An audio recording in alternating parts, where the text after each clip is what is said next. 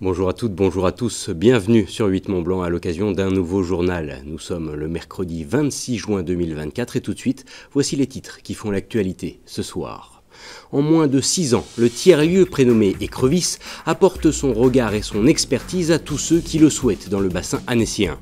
Une structure aussi créative que motivée qui rassemble aujourd'hui plus de 2000 volontaires. Nous le verrons avec un reportage complet dans quelques instants. Et puis notre regard se portera sur un métier bien particulier, celui de lapidaire. Un savoir-faire qui consiste à transformer les pierres en bijoux. Chloé Lemeur s'est rendue à Remilly pour rencontrer Christophe Macary, un orfèvre passionné. Nous le verrons. Mais pour débuter ce journal, nous vous proposons de partir à la découverte d'un lieu où se mélangent écologie, solidarité et créativité. Cet espace commun de rencontres extraordinaires, vecteur d'idées, plus communément appelé Écrevisse, fédère depuis 6 ans déjà plus de 2000 adeptes qui ont tous comme point commun une certaine conscience citoyenne. Situé à Métais, ce tiers-lieu s'est aujourd'hui imposé comme un outil incontournable pour les habitants. Davantage d'éléments avec ce reportage réalisé par Kezia Poudou. Et bienvenue à l'Écrevisse. Venez, je vous fais visiter. C'est ici, dans cette ancienne menuiserie à Métais, que l'association, née en 2018, n'a cessé de grandir. C'est un lieu qui est autogéré et qui se veut avec des valeurs d'ouverture, d'autonomie et d'accessibilité. Donc tout est à prix libre, que ce soit la bière à partir de 2 € au bar Asso le soir, ou la friperie, ou les ateliers, ou les bureaux partagés. Impossible donc de résumer ce tiers-lieu en un seul et même mot. Les adhérents ont accès à un large panel d'activités, salles de coworking, espaces de vie, location de salles et même un espace alimentaire. On a des conventions avec certains grands magasins qui nous donnent leurs invendus. Donc là, on voit par exemple les légumes. Là, on a du pain qu'on récupère dans des boulangeries. On a aussi quelques produits frais. Au sous-sol, les adhérents peuvent expérimenter et laisser libre cours à leur instinct de bricoleur grâce à la menuiserie et la métallerie. Pour cela, une matériothèque et des outils sont à disposition. Ici, on est dans l'atelier métal, donc c'est un joyeux bazar. On va juste s'assurer que les personnes sont autonomes sur les machines, puisqu'il y a des machines qui sont quand même assez dangereuses. Et puis après, les gens peuvent venir quand ils le souhaitent. Réel espace d'expérimentation pour la transition écologique et solidaire, ce lieu a été pensé pour créer du lien. L'accessibilité est donc le maître mot et pour cela, le principe du prix libre est appliqué partout, même aux ateliers, et le programme est plutôt bien fourni. Tous les lundis, il y a Nico qui vient faire des sorties botaniques le matin où on se balade dans la friche, on ramasse des herbes, on ramasse des branches. Et puis, repas partagé le midi et l'après-midi, il y a de la vannerie. Donc voilà, les gens viennent et apprennent à faire des paniers en osier, des chapeaux, des bracelets. Je trouve ça très chouette. Toujours dans le même bâtiment, un pôle social a donné naissance à une colocation presque classique en 2022. Ici, plusieurs jeunes exilés vivent quotidiennement. L'accueil et l'hébergement, c'est complètement inconditionnel. C'est-à-dire que voilà, on ne demande pas le statut administratif. Nous, on répond à un besoin parce que ces personnes sont trouvées dehors dans la rue à Annecy.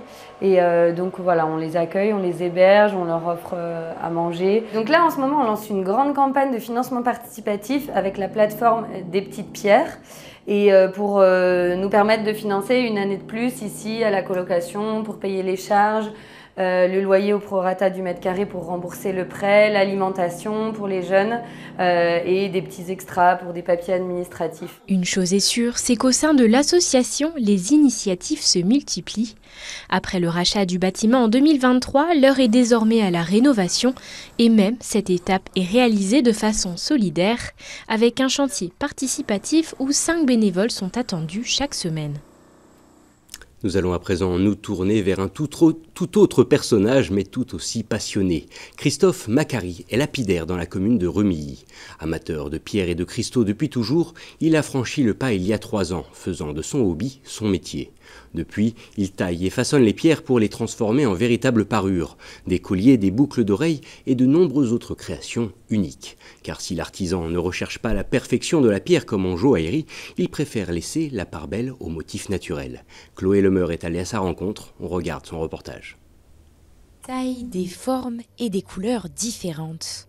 Dans son garage à Remilly, Christophe Macary possède plusieurs centaines de pierres de toutes les sortes et des 4 coins du monde.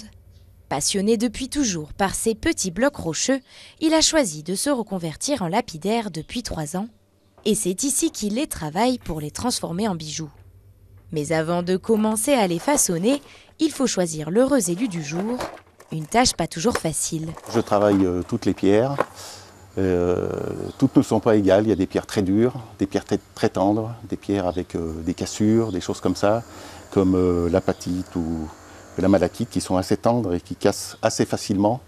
Donc il faut trouver une partie qui soit vraiment très compacte pour pouvoir la travailler. Aujourd'hui, pas de malachite ni d'apatite sur son plan de travail, mais une pierre de jade. Et pour lui donner son apparence finale, plusieurs étapes sont nécessaires, avec d'abord la découpe.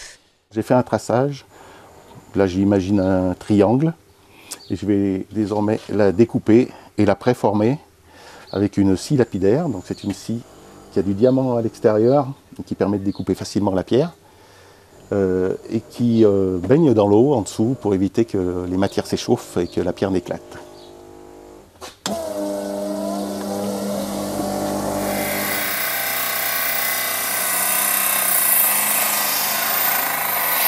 Place ensuite au polissage, une autre étape pour lisser la pierre et lui apporter une certaine brillance. Pour celle-ci, Christophe réalise 3 fois cette tâche avec des disques différents. Maintenant, c'est la dernière étape du préformage avec le disque diamant le plus fin. Et je vais également faire les chanfreins, donc tous les bords, pour casser les arêtes, pour éviter que la pierre ne s'ébrèche, soit plus solide. Après 1h30 de façonnage, le bijou est presque prêt. Il ne reste plus qu'à le fourrer ou le sertir selon le résultat désiré. Et la particularité de ces créations, c'est qu'aucune d'elles ne se ressemble. Je ne fais pas de joaillerie, je ne cherche pas la perfection dans la pierre, mais plutôt les motifs qui puissent la rendre vraiment originale et unique. Et je fais que des tailles d'inspiration, avec des tailles instinctives, avec quelques défauts que je laisse, qui vont dans le sens du côté vraiment naturel de la pierre. En dehors des bijoux, l'artisan souhaite aussi à l'avenir magnifier les pierres sous une autre forme, en les transformant par exemple en mini-tableaux de décoration, où comme toujours, les motifs d'origine se suffisent à eux-mêmes. Pour être tout à fait complet, sachez que cet artisan est retrouvable sur de nombreux marchés, prochain en date, le 5 juillet à Challes-les-Eaux. On parle de sport à présent et plus particulièrement de football américain. Les Black Panthers sont en effet rendez-vous avec l'histoire dans quelques jours. Ce samedi, les joueurs de Thonon-les-Bains défieront le Flash de la Courneuve en finale de championnat D1 élite à Perpignan. Face à leur meilleur ennemi, les Hauts-Savoyards tenants du titre vont donc tenter de remporter un 2e titre de champion de France consécutif. Sébastien Germain a pu interviewer en visioconférence Benoît Sirouet, le président des Black Panthers. Je vous propose de l'écouter. On est tous impatients. On est au terme d'une saison qui a été éprouvante en termes de suspense, parce qu'on n'a pas tant dominé que ça. Mais on est au rendez-vous. Un rendez-vous qui est important, puisque l'idée, c'est bien sûr de garder notre titre national. Et puis, effectivement, face à notre meilleur ennemi, le Flash de la Courneuve. On a à peu près l'équipe type, donc il n'y a pas de grands problèmes là-dessus. Encore une fois, le staff médical a fait des exploits tout au long de cette saison. Donc honnêtement, on est l'équipe à peu près au complet. En tout cas, on saura répondre avec les joueurs qui seront sur le terrain, quels qu'ils soient. C'est pas la première fois qu'on fait une finale sur un terrain neutre. À Perpignan, c'est une première, par contre. Donc on est assez séduit par le concept, parce que on joue dans le stade du 13 catalan. Donc terre de rugby à 13, qui est le sport le plus proche en fait du foot américain dans l'esprit. Le Flash nous a impressionné en fait une saison un petit peu équivalente à nous, avec des hauts des bas, mais qui nous a impressionné lors de la demi-finale face à Rouen, que moi je voyais peut-être sur le podium.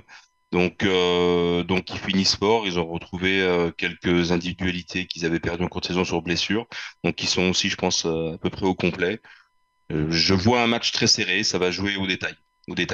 Effectivement, ça marquera les esprits, et ce palmarès serait assez comique, parce qu'en fait, on a déjà réussi le doublé en 2013-2014, et on referait le même en 2023-2024, 10 ans après. Donc effectivement, la symbolique est forte et on espère tous vraiment y arriver.